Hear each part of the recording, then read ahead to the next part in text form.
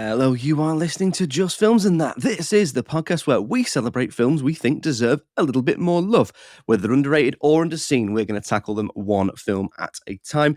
I'm Josh Hallam, the host, and it is our Christmas special. How are you all doing? The big day is fast approaching. Hope you got all your presents. Hope you got everything sorted. Hope you, right now, you're sitting there with a glass of wine or a hot chocolate with a box of chocolates on the side, watching films, getting fatter and lazier as the year comes to an end. And if you're not, I hope that comes for you soon, or whatever you enjoy. I hope you have a lovely end to the year. It's me on my own with a guest this week. Jamie is otherwise engaged. I sat down with the brilliant Amy Matthews to talk about a film of her choosing, which is Carol from 2015. So spoiler warnings if you've not seen it. We get into what it's about and why she picked it in the episode. If you don't know Amy, she is a brilliant comedian, writer, podcaster, actor in her own right. Loads of great stuff going on out there. I'd highly, highly recommend you check out her stuff, and I will put links to the to her stuff and to her website in the show notes.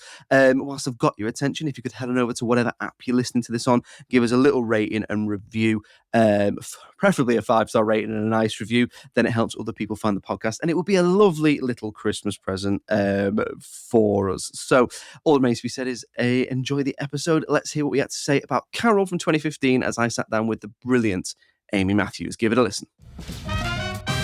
Well, as I said in the intro, I'm joined for our Christmas special by Amy Matthews. Amy, how are you doing? I'm really well. How are you? Yeah, I'm good, thank you. Looking forward to Christmas. Only a few days away now as this goes out. Yeah, absolutely. I mean, Christmas is such a double-edged sword for comedians because it's our busiest time. It's like it's our Monday every day for a month. If every Monday was full of drunk work dues, which sometimes they are. So is it that thing that you hear comedians say where it's like you gathered around the metaphorical water cooler, you're looking at each other like corporates, right? Oh my goodness. The number of gigs you have to do around this time of year where you just, they are like your ego goes to die and you just have to physically picture the fee at the back of the room. So it is what it is. All of that alongside, obviously, we're people too. We tend to have busy stuff around Christmas. So it is just, you have to white knuckle it for all of December. And then the second it gets to January, it's the other side of the freelancer creative coin where you're staring at a whole month going, oh, well, I'll never work again. Yeah, my brother's the same. Exactly. So my brother's a freelancer. It's feast or famine. And hey, we'll not see him until the end of January now. Well, I'm just gonna have to power through, I think. But it's all good. Have you got, so what's an Amy Matthews Christmas look like? Any weird traditions or anything like that? Good question. So this year is actually going to be my first ever Edinburgh Christmas. Wow. I'm going to be spending it with my girlfriend's, in my girlfriend's flat with a group of like pals and her sister and some like other sort of flatmates, neighbours. It's real sort of, did you ever, the Wham Christmas song? Yeah, Last Christmas. Yeah. You know when you watch that video, the music video for that, you're like, why is it Christmas Day? And this like hodgepodge mix of friends and neighbours and ex-lovers and lovers are all spending Christmas. You're like, why would that ever happen? That's how Christmas. Your Christmas Day is the last Christmas video. Christmas, I would say after about the age of, after you leave home, I would say every Christmas of mine has looked quite different. I mean, we obviously had our COVID Christmases. I had a few of those. I've done some where I've been away with family. I've done some where I've been with partners' families. I've done some just sort of sort of traditional at-home, low-key affairs. And some bleaker ones in hospital. We contain multitudes. So this Christmas is going to be my first one in Edinburgh as a kind of, it'll be my first Christmas Day where I am not with my immediate family, but out of, as in that's been a choice that's been made as opposed to a government sanction. Yeah. Yeah. What's the weirdest Christmas Day you're willing to tell us about? Oh my goodness! I remember one of the COVID ones. I was with an ex-partner of mine, and we all got COVID on we had flatmates and stuff as well. We all got COVID on the 21st of December, the day before we were supposed to be traveling back to our respective families. And so we suddenly like looked around the flat and was like, we're going to have to cobble together the most hodgepodge mix of Christmas food. I think we did a good job, broadly speaking. Hard to say because one of my symptoms was no taste buds. So remember that. The texture of my corn roast was grand. If you listen to the future, the COVID pandemic Amy's referring to was something that the government invented as a method of control to control us all. I'm joking. It's one of those podcasts. Great. Yeah. If you've not listened before, it's all about the deep state and how films are made. But no, we'll move on to talk about the film. Yeah. Then. So we're talking about Carol from 2015. So it's a little bit different from Christmas films we've done before. We've done, I think it was White Christmas last year, Elf before that, Muppets Christmas Carol, was last year, and things like that. So we've done a whole variety of Christmas films. I think the first one we did was Batman Returns as well, which was a bit of a stretch. So you've picked this one, Amy. Tell us just a little bit in a nutshell about what it's about. Well, first of all, spoiler warnings if you've not seen it, but you have had 10 years. And also, I think, you say there you started with Batman, which was a stretch. I think this film is like some Christmas songs. You're like, are they Christmas songs or are they just songs that happen to be in Goes to Christmas Hollywood's films? just the video. I would say it's up for debate as to whether you could class it as a Christmas film or whether it's a film set around Christmas. I think there's an argument to be made for both. So the rough synopsis is it's 1950s New York, and Cate Blanchett plays a very glamorous, wealthy woman called Carol, the titular Carol. And again, obviously, we're already getting our little Christmas tidbits here with the name. And she goes into a department store to buy, she's ordering a train set for her son. It's a doll, and then she convinces her to buy a train set. That's right. Okay, well done. You're more familiar with it than me. And she's in this department store shopping for Christmas for her family. She's in a very unhappy marriage to a man who is quite distant and, quite awful. But I think also, if we're being really empathetic, just sort of trying his best a bit as well, and make some childish, very pain-driven decisions during the film. But she's in this unhappy marriage. She goes shopping for her kid, and while she's in the department store, she meets this very sweet, slightly wide-eyed department store attendant, shall we say? Shop girl. Yeah, Clark, is that? Is it Clark? Yeah, would it? I don't know. Yeah, maybe. Played by Rooney Mara. And already we've got some very strong haircuts going on. So Cate Blanchett has got this incredible 90s, 50s sort of rippling finger wave. And Rooney Mara's got it's kind of more of like a 20s crop, really, isn't it? That's bled into. It is a bit Clapper Girl, isn't it? It's a bit. It's very Amelie coded, actually, with the little art school fringe and the like jaw cutting bob. Very striking. There's an immediate chemistry that we are let into between the two of them, and we are introduced to. I'm going to say something really annoying and pretentious, if I may. We are introduced to, I would argue, the third most significant character in this film, which is the colour palette. Now, indeed. I think it's really important to mention early doors because, again, in line of Christmas and our chats around Christmas and whether it's a Christmas film or not, the green and red are really significant, and they're a kind of motif throughout the film, and they're this kind of covert language in the film as well. There's a lot of play and messaging with colour in the film, led by this green and this red. I think there's a word for it now. Is it surprise red in cinema? It's something like that. But I think you're absolutely spot on with the colour palette. It's even though we're sort of partially joking with the haircuts, but I don't think it's a mistake that Rooney Mara has a really striking and quite formal brunette haircut, and Cate Blanchett has a really strong blonde haircut. Like, they both completely different. Absolutely, they are set visually very set up to be. And there's some really nice touches as well where they're like they often both wear a bright color under like a muted palette coat or something. So like there's already this really lovely idea that there's like a vibrancy that's being slightly covered up, which, in so much like queer film and queer literature and stuff, you've got all of this tentative secrecy, which it's such a double-edged sword in itself. There's a romance in that and excitement in that and a tragedy in that as well. And I think this film treads those notes really beautifully. So they have this chemistry, and then they end up going on they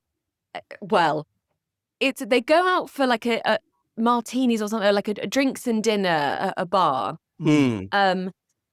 And I don't know if you've seen the SNL parody of this film, but if you haven't, I would heartily recommend watching it. It's Kate McKinnon playing Carol. Right. And I believe she calls this scene, like via her parody character, she calls this scene a clandestine glove lunch. Well, yeah, because in the film she leaves her gloves at the shop and Rooney Mara arranges to get them back to them. Yeah. And that's so funny and so accurate. Like that. I think that's what all lesbian dates should be called now: a clandestine glove lunch. A clandestine glove lunch. I think it should be. Hello, Tables of Sue. Yes, clandestine. Clandestine glove lunch. And so they form this. There's this simmering chemistry between them, and they are established as I say, Cate Blanchett's character Carol is locked in this marriage, but she's far more sure of herself. In fact, they are getting a divorce. We learn of if not an affair, certainly a relationship she had with her child's godmother, played by the amazing Sarah Paulson. Rooney Mara's character has lots of dreams and ideas, and she's obsessed with photography, and she's slightly stifled. I think she can't envision a world bigger than the one that she's been privy to. So you've got this meek, slightly, as you say, like represented in this very clipped, formal haircut of hers, and this frustrated but far more vivacious, far more experienced, older woman as well. And what's I think really nice about their dynamic is there's not Carol is the one teaching Therese, that's Rooney Mara's character, all of these things that they each learn from each other a lot. They're each getting lessons from each other throughout all of the film.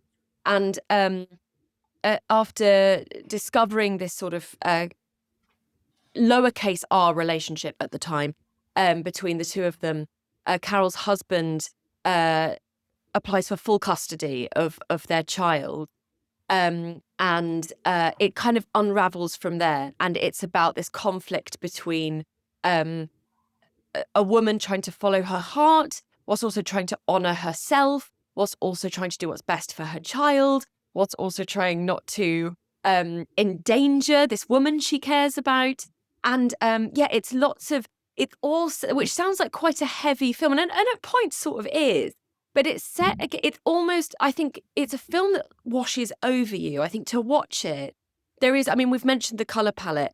It almost feels like you're flicking through an Edward Hopper album. There's these incredible frames, like you could pause it at any point and you've got the laptop screensaver of an annoying student. Do you know what I mean? Yeah, it's like one step away from a Che Guevara poster. Absolutely. Like they're all so deliberate and delicious, these beautiful compositions, and they almost all stand as paintings or photographs in themselves. And I think it's shot on a 60mm camera as well, so you've got this lovely graininess about it, which we're sort of emulating here with our shoddy Wi-Fi.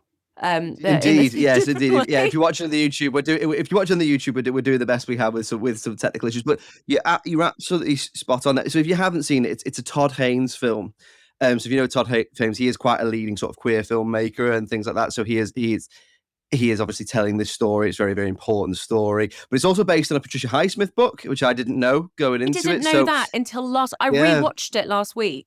I've seen it a few times now over the years. And I rewatched it last week.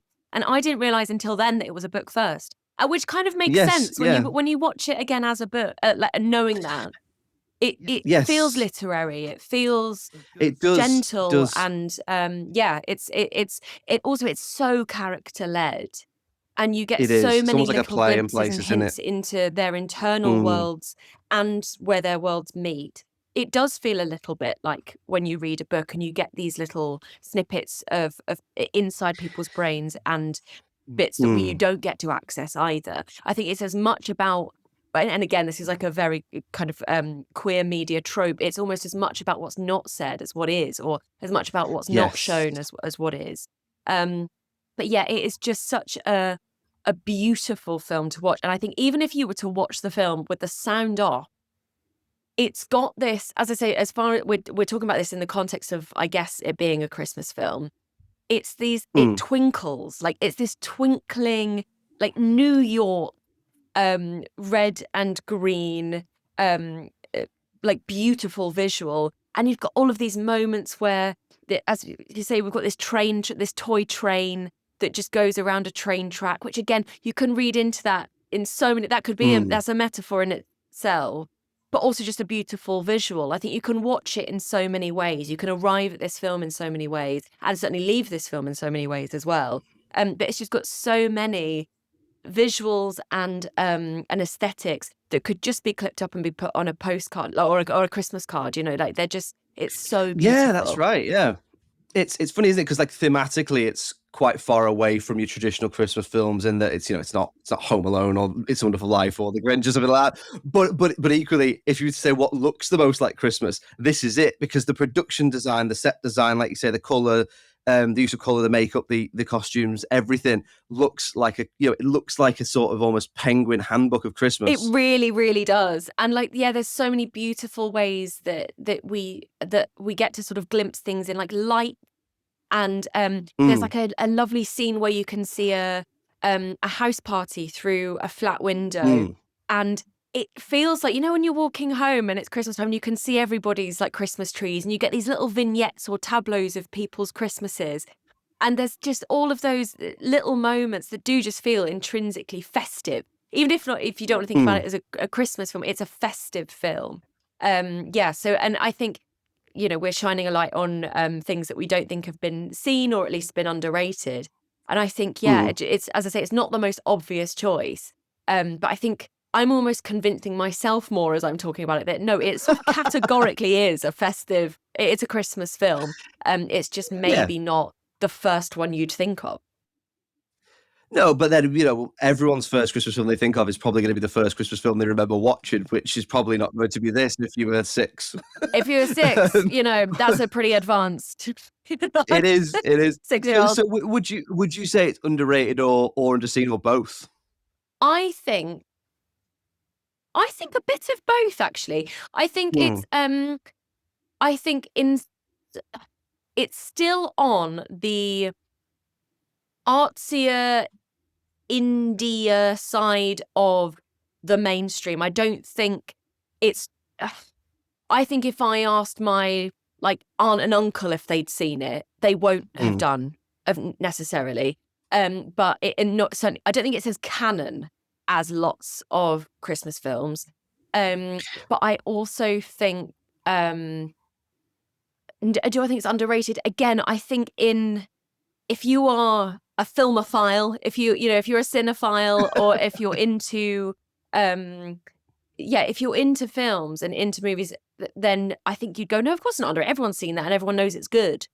But I think there's a slight echo chamber thing going on there, or at least I think as with a mainstream lens, I think it's underrated and unseen. So I didn't know this until I watched it. So I hadn't seen this. So one of the things I will say is I always get this mixed up with Blue Jasmine. And the only reason I do is because it's just another film Cate Blanchett made around the same time. But That's also the only the reason. glamour as well. It's got like such a it's such a glamorous, beautiful film as well. Yeah. I totally get that. Yeah.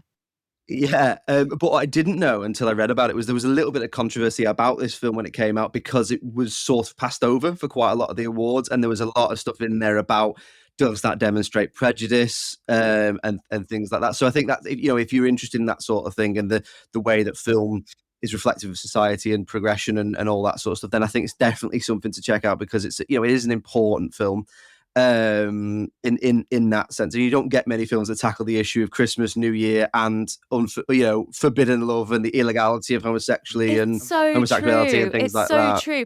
And also, crucially, again, let's caveat this with spoilers.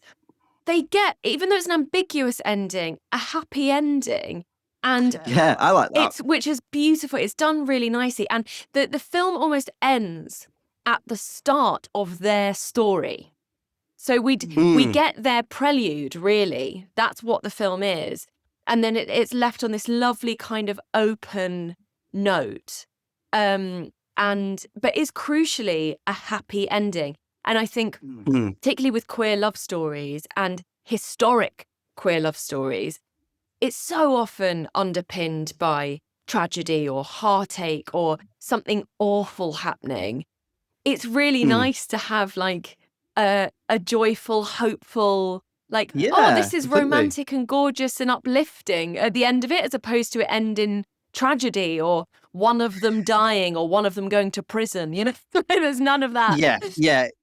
And I completely agree with you. I think for me, one of the notes I wrote down was this is one of the real strengths of cinema. So there's a few things I like in cinema, which is, love a big blockbuster, love a big comedy, all that sort of stuff. But I do like that idea of cinema's strength to explore specific issues and highlight progression and injustice and things like that. The time this is set is really, really important. If this was set now, it wouldn't have half of the impact that it does. The fact that it's set in the 50s and a character's put in the position between being true to herself, but also being a mother. Yeah. Is that's what really hit home for me. Totally. Also, the characters that no one is clear cut in that there aren't goodies and baddies in it. There are flawed human beings with needs and desires. And that even goes for as I say, like the husband or ex-husband does some pretty awful things in it and does not come off well. He's not supposed to be a particularly, empathetic character or sympathetic character. But he's also positioned in his time and in his own environment and in his own society in a way that you can extend a bit of empathy for what his conditioning is and what his environment is. And in the same way, as you say, it's not just like, oh, Cate Blanchett is a mother, so she needs to do this and forgo her identity. Everybody has texture and complexity, and there's not really a stock character in it. They're all interesting versions of characters and dynamics that we've seen elsewhere. And I think that's another huge strength of it as well.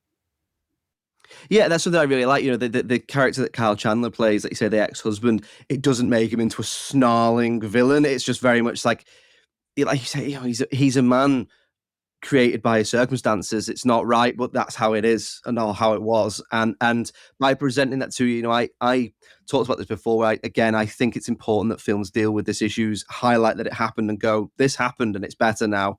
We've got a long way to go, but it's better now. Do you know what I mean? And I think don't pretend it didn't happen. Show us that it did. Totally, and also do it in the context where I think there are these moments in this film where it feels magical and exciting and sexy and cool and smouldering. And then there's other moments that are really anxiety-inducing and heartbreaking and awful. And that's far more emblematic of life. Life isn't put, like, our moments in life aren't put into genres. There's far more there are times when you're really happy where you have like difficult days in it. And there are times where like you can label, I'd be like, oh God, that was an awful time for me. There will have been moments that were great. And I think this film does that really nicely as well, where it's melancholic and romantic and exciting and festive and heartbreaking and kind of there's some like there's like drama in there as well. There's some real like sort of tense bits. There's some sort of edge of your seat stuff. There's some just tonally it manages to do so much. Which again, I think it's anything that promotes nuance and promotes multitudes happening at the same time is the kind of thing I love to watch, the kind of thing I love to read. I think it does all of those things so beautifully. I think you're right. So I really like that idea of, just leave what you say there. I like that idea of how layered it was, how textured it was, how nuanced it was against how polished it was. I sort of got that idea of it was the polished against the bleak reality of the situation. So that idea of look at how amazing it all is on the surface level, but actually, this woman's really, really unhappy and she's got some really, really difficult decisions to make. But at no point does it labour the point or feel, for lack of a better word, like it's award baity or anything like that. It very much is there to allow the actors to stretch their muscles. I mean, I thought the acting in this was brilliant. I mean, I've never seen Cate Blanchett be bad in anything. I haven't seen Rooney Mara do that much, apart from things like I know she's in Her and things like that. She's a brilliant actress. She does delicate and affecting very, very well. And I actually think what's really important is the chemistry between them is amazing as well. Definitely done so beautifully. And I think they both give each other space to, again, not fall into like lazy tropes. I think, as I say, even though with a broad stroke, we can say Rooney Mara's character, Therese, is the slightly meeker, less experienced one. There's also times where she's got some real needle and can be like, and by the same token, Cate Blanchett's character, Carol, even though she is sort of seen as the vivacious, experienced ones, there's times where she is like really broken and childlike and vulnerable and confused and doesn't know what to do.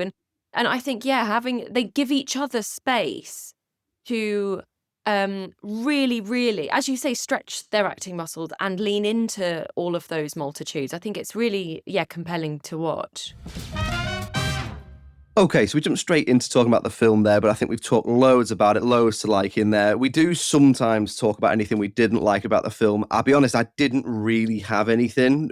We do try and be balanced and even come up with a spurious thing. The only thing I can think is I might not be necessarily watching it as a Christmas film every year, but that doesn't mean I wouldn't watch it again. Is there anything you particularly don't like about it? Or anything again, like it's not even necessarily not liking it. It's just, I think, something to be mindful of.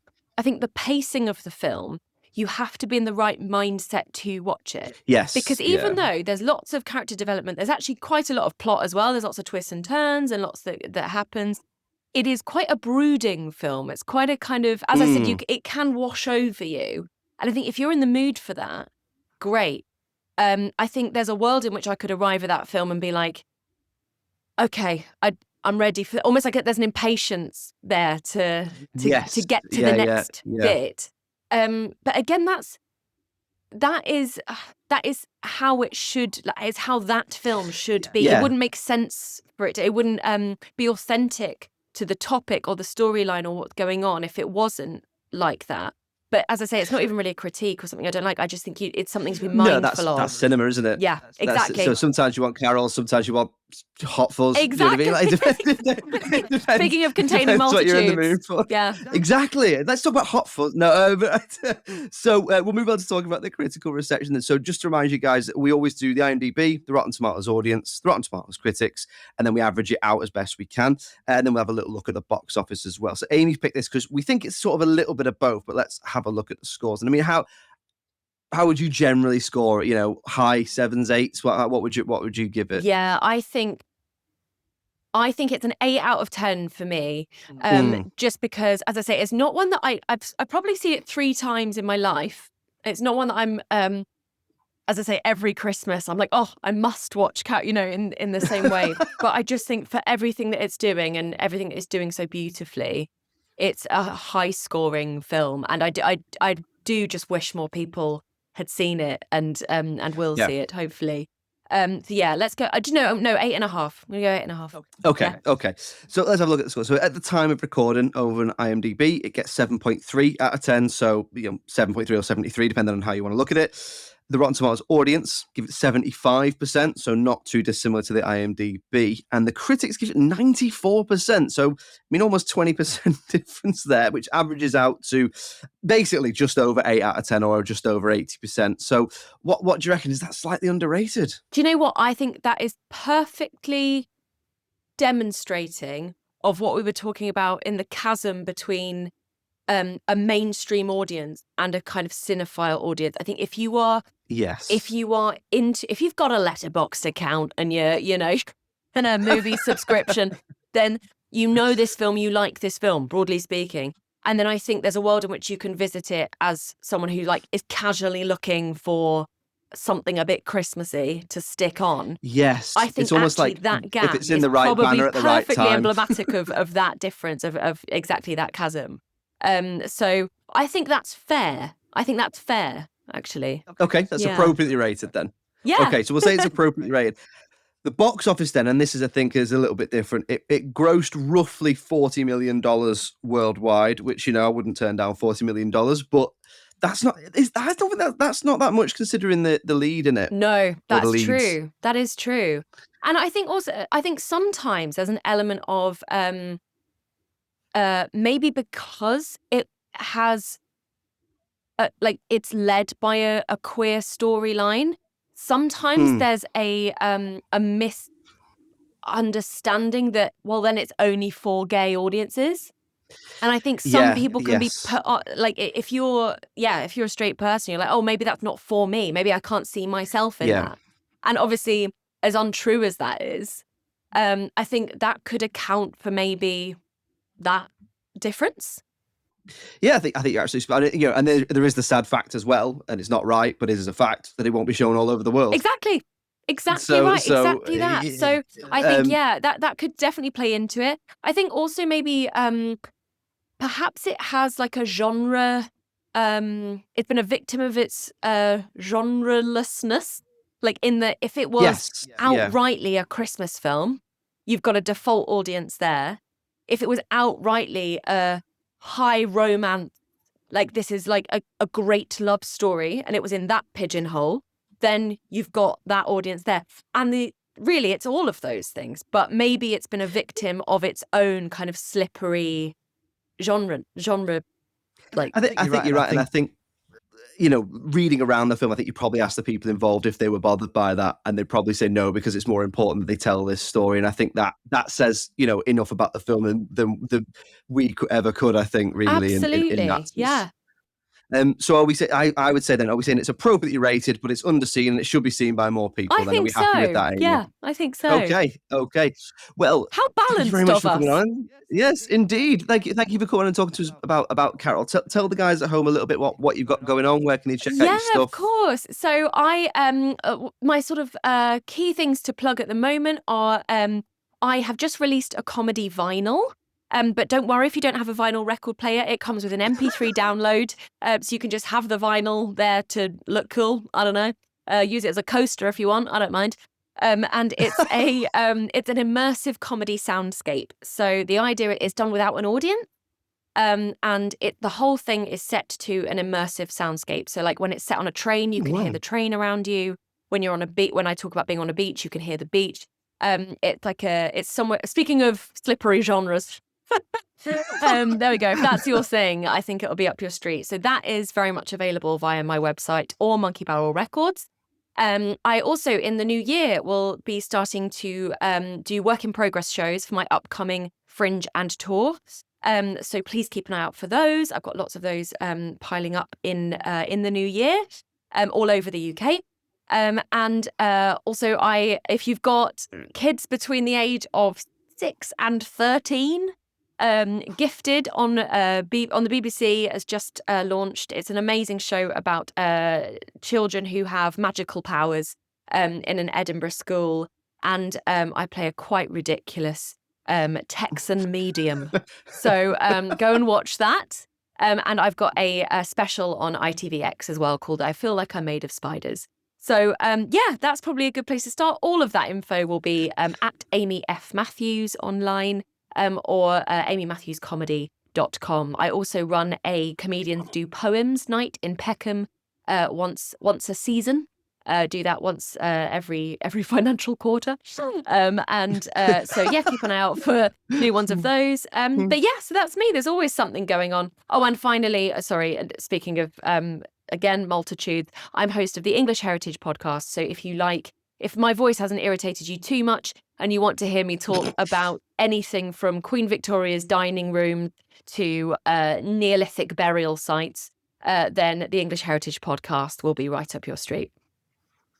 Brilliant. Well, we'll put links to all that in the show notes. Do check it out. And Amy, thank you very much. Have a very good Christmas. Thank you so much. It's been such a pleasure. Thank you. And happy Christmas.